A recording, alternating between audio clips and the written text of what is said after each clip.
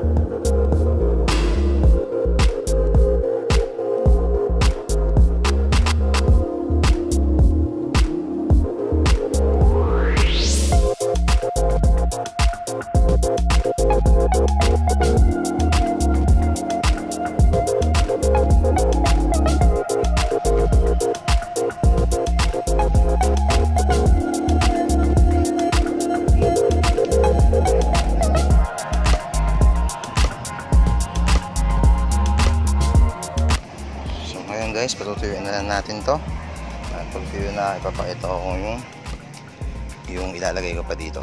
So ngayon bilad natin sa araw, tapos mamaya siguro mga alas 3 sa 4 tuyo na to.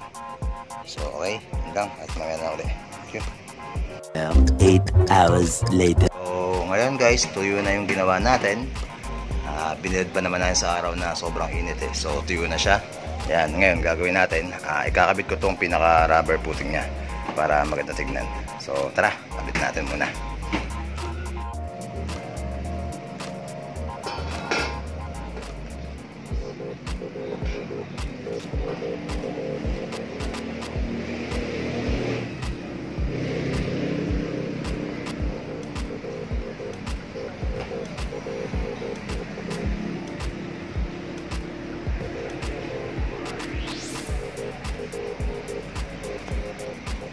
So ayan guys, sakto yung rubber footing nya.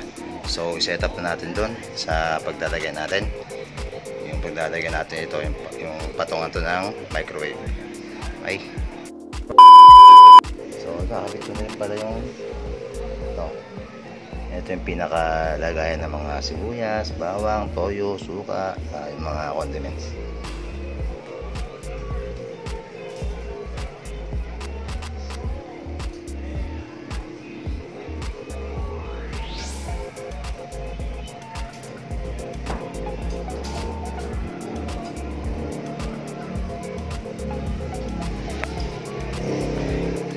Yan, yung tsura niya guys. So, set up natin dun sa lababo. Oh my God! Wow! Hello guys, welcome back to my channel. So, natapos ko na yung, yan guys, yung ginawa kong patungan ng microwave namin. So, kasama ko si Ayon, yung aking bunso. Ayan, hey, kumana na. Wala na sa mood. So, natapos ko na guys, bali ito. Kung makikita nyo, medyo mahawa na yung sa kusina namin. So, yung sa ilalim kasi, sa ako nagagawin niya pag may budget na. Tulad nung dito sa taas. So, ngayon, medyo, yan pa yung itsura niya. Yan, medyo maayos naman kumpara kanina. So, yun lang. At maraming salamat sa sumuporta at nanood sa aking vlog. So, yun lang guys.